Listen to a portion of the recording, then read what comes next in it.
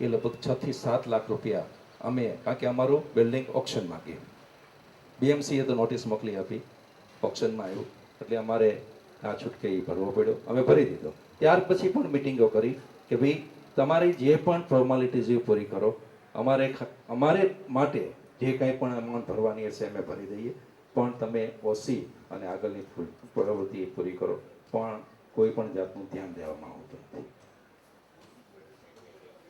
બિલ્ડિંગની વાત કરું છું, બિલ્ડિંગની જ વાત મેં બિલ્ડિંગની જ વાત કરું છું, મારા પોતાના બિલ્ડિંગની વાત કરું છું. બિલ્ડિંગ ઓસી ન હોય એવા કેટલા છે આમાં? વિધાઉટ ઓસી, જેને ઓસી નો પ્રોબ્લેમ છે એવા ઘણા છે અહીંયા. તો આવા પરિસ્થિતિની અંદર એક સેક્રેટરી, એક ચેરમેન, કાયદેસર કરવાનું, કાયદેસર આગળ વધવાનું જરા મૂંઝાણું હતું, કારણ કે રોજ કોર્ટમાં કોણ જાય, કોણ આ જવાબદારી નિભાવે, આવા બધા પ્રશ્નો ઉપસ્થિત સોસાયટી લેવલે થતા હોય છે. તો આનું સોલ્યુશન શું? એવું કશું કાંઈ કાયદાકીય રીતે, અશોકભાઈ યુ આર લોયર, એવું કાંઈ થઈ શકે કે જે બિલ્ડરે, હું પોતે બિલ્ડર છું છતાં વાત કરું છું, કે જે બિલ્ડરે એના પહેલા બિલ્ડિંગનું ઓસી કે એ ફોર્માલિટીઝ પૂરી ન કરી હોય, એનો બીજો પ્રોજેક્ટ પાસ કરવામાં ન આવે? કાયદો થઈ ગયો. Bhushanbhai very good. એવું જો થાય તો જે પરિસ્થિતિમાં અત્યારે આપણે બધા છીએ એમાંથી ઘણો ખરો. Very good. બસ આ એક પ્રશ્ન હતો. હવે ઓપન ફોરમ.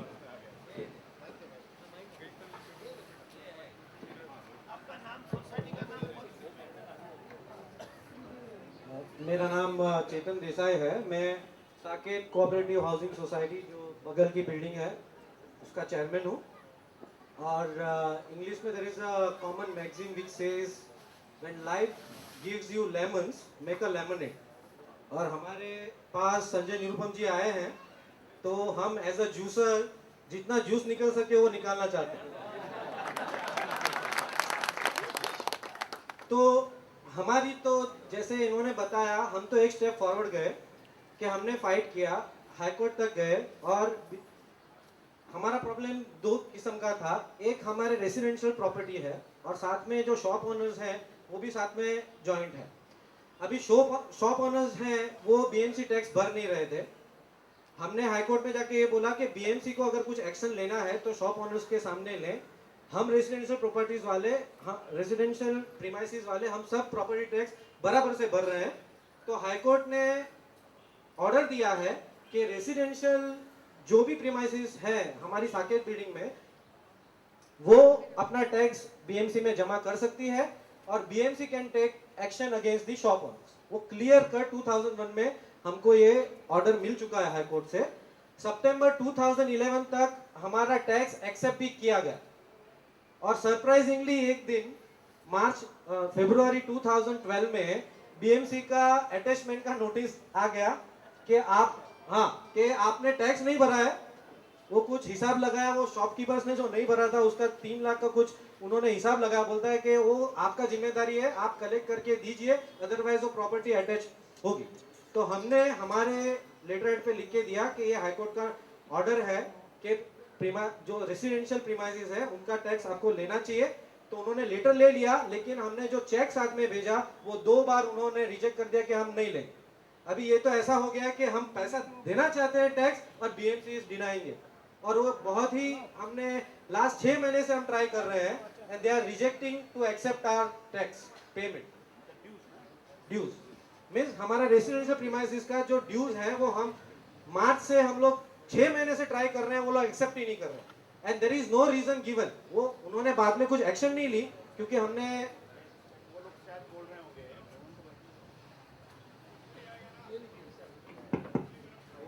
वो शायद बोल रहे होंगे कि रेसिडेंशियल और कमर्शियल दोनों का एक साथ दीजिए। हाँ वो ऐसा बोल रहे हैं, जबकि हाईकोर्ट से ऑर्डर आ चुका है कि उनको सेपरेट एक्सेप्ट करना ही पड़ेगा।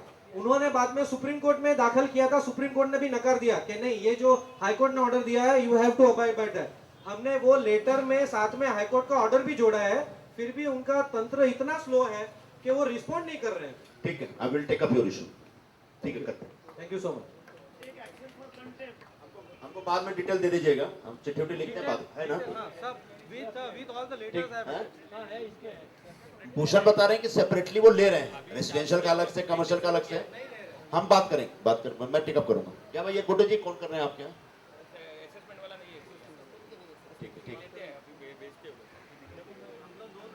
तीन बार वो हमारे ट्रेजरर खुद गए देने के लिए, वो एक्सेप्ट ही नहीं कर रहे हैं अनरूटली, जैसे हम लोग तो कुछ like which was unfortunate. Ketan भाई क्या करेंगे कि आपका जो कोर्ट का डिफरेंट ऑर्डर है ना, उस ऑर्डर को कोट करते हुए कमिश्नर साहब के नाम से मैं चिट्ठी बनाऊंगा कि भाई as per the order you can take this residential dues जो है वो separately you can take it. और हमको सेपरेट ओसी मिल चुका है। सेपरेट ओसी भी आपके पास? हाँ, फिर? बड़े होशियार लोग आप लोग भाई, लड़ाई लड़के जीता आपने। ठीक है, congratulations, thank you. Really you have done very well. नमस्कार निर्भवन जी। टीपीएस के यहाँ ही मैं रहता हूँ, सिल्वर लाइन बिल्डिंग के अंदर। हमारी बिल्डिंग की समस्या बताने के पहले मैं आपको टीपीएस की जो लैकिंग्स है उसके बारे में बताना चाहूँगा। ये टीपीएस स्कीम बनी तभी रोड नंबर 51, 52, 53, 54 ऐसे नंबर दिए गए, लेकिन कोई बाहर का आदमी आता है तो किधर भी उधर रोड नंबर का प्लेट नहीं है, किधर भी उधर डिमार्केशन नहीं है कि दिस इज रोड नंबर 51 और दिस इज रोड नंबर 53। तो उसमें बाहर से आने वाले लोगों को बहुत सारी दिक्कत होती है, इधर से उधर घूमते जाते हैं, आगे चले जाते हैं सिद्धार्थ टावर तक, फिर वहाँ से फ़ोन करते हैं, उनको वापस यहाँ बुलाना पड़ता है। ये एक समस्या। दूसरी, जब टीपीएस स्कीम बनती है जब भी, जिसमें आप माहिर आप जानकारी रखते हैं, तभी वहाँ रिक्रिएशन ग्राउंड का भी डिमार्केशन होता है, वहाँ पे दूसरी भी रिजर्वेशन रखे जाते हैं। ऐसे इस टीपीएस स्कीम की 3 के अंदर यहाँ पे जो रिक्रिएशन का प्लॉट रखा गया है उसका अभी तक एक्विजिशन महानगर पालिका ने लिया नहीं है, या तो उन्होंने डेवलप किया नहीं है। तो उसके लिए ये टीपीएस वालों के लिए ये काम तुरंत होना चाहिए, ये एक बड़ी समस्या है। तीसरी, फैक्ट्री लाइन से जब आप यहाँ पे आएंगे टीपीएस पे, तो ये साकेत बिल्डिंग तक का जो रोड है, वहाँ के इलेक्ट्रिक पोल्स, हाँ, लेकिन वहाँ पे जो इलेक्ट्रिक पोल्स थे वो अभी जो नाला शिफ्ट किया गया तभी उसको निकाला गया है, लेकिन इट इज नॉट री इंस्टॉल्ड बाय द बीएमसी और कॉन्ट्रैक्टर जो जिसकी जिम्मेदारी बनती है वो।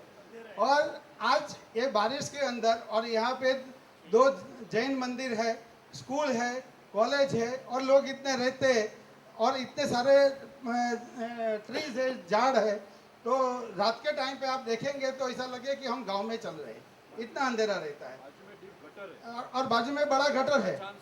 तो ये सब देखते हुए यहाँ पे वो वॉर फूड बेस पे ये इलेक्ट्रिक पोल्स लगा देना बहुत एसेंशियल जरूरी है। स्ट्रीट लाइट का पोल है, सिर्फ लाइट नहीं पहले होती। था, अभी जो नाला बनाया, फैक्ट्री लाइन का नया नाला बनाया, शिफ्टिंग किया नाला, वो नाला शिफ्टिंग किया तो नेचुरल ने वो टाइम पे निकाल दिया, वो निकाला, वो समझ में आ सकता है कि वो टाइम पे निकाला क्योंकि उसको ऑब्स्ट्रक्शन लगता रहा होगा, लेकिन काम पूरा हो गया, उसको आज 1 महीना हो गया, लेकिन फिर से री इंस्टॉल नहीं हुआ है, वो इलेक्ट्रिक पोल री इंस्टॉल नहीं हुआ, इसी वजह से पूरा अंधेरा छाया हुआ है। क्या है गुड्डू जी, अच्छा लिख के ले रहे हैं वो, ठीक है, ठीक है, हम लोग इसको टेकअप करेंगे, ठीक है, एक बड़ा वैलिड पॉइंट है। हाँ, और सबसे बड़ी समस्या ये नाके से फैक्ट्री लाइन से आप आएंगे और ये मार्बल आर्ट में बैठे हैं, वहाँ तक के 7 बिल्डिंग में आज से 8 महीना पहले सेवारे साहब यहाँ बैठे हैं, उनको मालूम है समस्या के बारे में, और मैं और हमारे तन्ना साहब उनके पीछे आज 4 महीने से लगे हुए हैं। पानी ना, पानी का, यानी हम 8 महीना पहले हमारे यहाँ 24 घंटा पानी था, ये सब सोसाइटी के अंदर, मार्बला गिनो, सिल्वर लाइन गिनो, मेघ ज्योत गिनो, बाजू का ये मीरा में वगैरह सब जगह पे पानी की कोई समस्या नहीं थी, प्रभु निवास वगैरह में।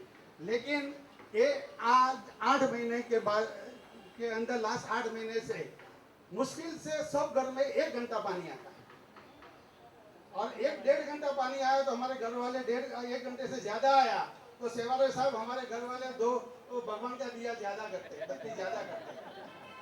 या इस प्रकार की समस्या आज बड़ी खड़ी हो गई है। उसकी वजह भी आपको बताओ।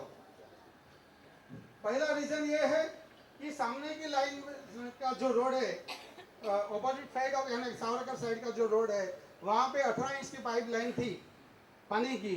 वो जब ये नाला खोदा गया तभी फैक्ट्री लाइन से ये सावरकर के गेट तक का वो लाइन काट डिस्कनेक्ट कर दिया गया है और वो फिर से री इंस्टॉल नहीं हुई है। ये एक समस्या। दूसरी समस्या, जो प्रेशर था वो कम हुआ है। और तीसरी समस्या जो मैं और तन्ना साहब 2 दिन से चर्चा कर रहे हैं कि इस साइड, ए साइड में जो पाइपलाइन है, जो हमारे बिल्डिंग ए साइड में आते हैं सब, ये जो इस बिल्डिंग की जो समस्या है वो जब भी इसने नाला खोदा होगा कॉन्ट्रैक्टर ने, तभी वहाँ की जो पाइपलाइन थी, पानी की सप्लाई लाइन जो थी, जो 6 इंच या 9 इंच की जो लाइन है, वो लाइन के ऊपर खड्डा गिरा, पत्थर गिरा, जो भी गिरा, वो पूरी लाइन किधर ना किधर बस्ट हुई है कि पानी लीकेज हो रहा है, जिसकी वजह से यहाँ पे पानी सप्लाई पूरा नहीं हो रहा है। और एक जगह पे तो सेवारे साहब ने भी देखा है, एक जगह पे उन्होंने ताबड़तोड़ बोर फुट पे एक दिन के अंदर उन्होंने करके दिया था। मैंने उनको धन्यवाद भी किया था कि शाम को बताया, सुबह में 12 बजे तक उन्होंने री इंस्टॉल किया, तब से थोड़ा पानी आया। 1 घंटे के बदले में 1.5 घंटा पानी आना शुरू हुआ।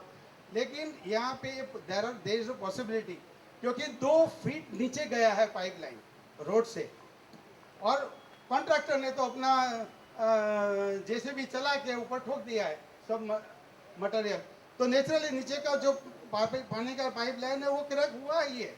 तो उसको री इंस्टॉल करना जब करोगे तो ही वो फिर से पानी की समस्या कुछ उसमें रिलीफ हो सकती है, उसके बिना नहीं हो सकती।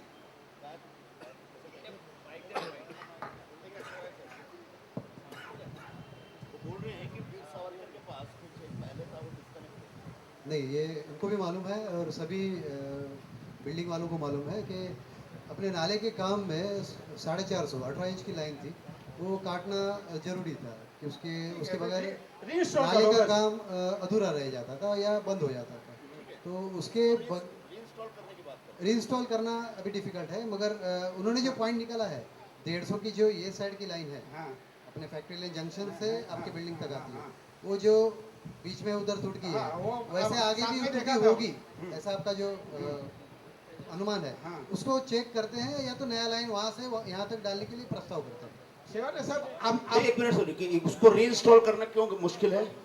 पहले एक लाइन थी, आप नाले के शिफ्टिंग के समय उस लाइन को आप डिस्कनेक्ट करते हैं, तो उसको फिर से रीइंस्टॉल तो करना पड़ेगा ना भाई। नहीं, आप कैसे बोल रहे कि नहीं बहुत नाले का विड्थ जो है सर, वो टोटली रोड विड्थ का नाला हो गया है, और जो वहाँ बाजू में ड्रेन था उसको बंद करके उसमें 150 की लाइन डाली गई है, तो यानी अभी 450 की लाइन डालने के लिए जगह नहीं है। ये क्या मतलब हो गया तो भाई? पहले से जुड़ना चाहिए था। इधर उधर कोई शिफ्ट करो, कोई दूसरा रूट दो उसको। ये क्या जवाब हो गया यार कि नाले का जो पूरा विड्थ है वो रोड के बराबर हो गया, तो अब जगह नहीं है। ये बोले जी सर, हाँ डाइवर्ट करूँ दिया तुम्हें? बस आपको दिखा देता हूँ। जरा एक बोले साहब और हमारी गलती नहीं है ना, नाला शिफ्टिंग हुआ। और भी है समस्या, मैं आपको बताता हूँ। शेवाळे साहब जो बोल रहे हैं 18 की लाइन जो शेवाळे साहब जो बोल रहे हैं कि 18 इंच की लाइन जो वाइडिंग नाले के लिए वो कट की है और वो वापस वो डाइवर्ट कर भी सकता है। तो मैं ऐसा कोशिश करूँगा उनके जो एग्जीक्यूटिव इंजीनियर और डिप्यूटी हाइड्रोलिक इंजीनियर, उनसे बात करके उनको साइट विजिट रखेंगे उनके साथ, और जो कुछ हल होएगा तो मैं देखूँगा जरूर। लेकिन जब साइट विजिट करो तभी हम लोग को बुलाना, इन्फॉर्म करना, इतनी एक रिक्वेस्ट है, ताकि हम आपके साथ में वो दिखा सके कि क्या हमारी प्रॉब्लम है। सेवाले साहब ने और एक चीज़ भी देखी है, मार्क की है कि हमने प्रेशर मपवाया था जो फैक्ट्री। अब एक ही बात को अपन नहीं खींचते हैं। मेन चीज ये है कि भाई 24 घंटे पानी आता था और बीच में आपने एक नाले की वाइडनिंग की जिसमें एक बेसिक जो अपना ट्रैक था वो डिस्कनेक्ट हो गया, उसके बाद उसको रिस्टोर तो करना ही पड़ेगा।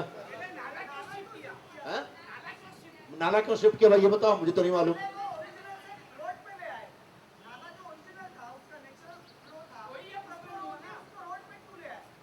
क्यों लिया भाई? उसी को कंक्रीटाइजेशन हो सकता था। क्या अब तन्ना जी आप बता सकते हो नाला क्यों शिफ्ट किया है?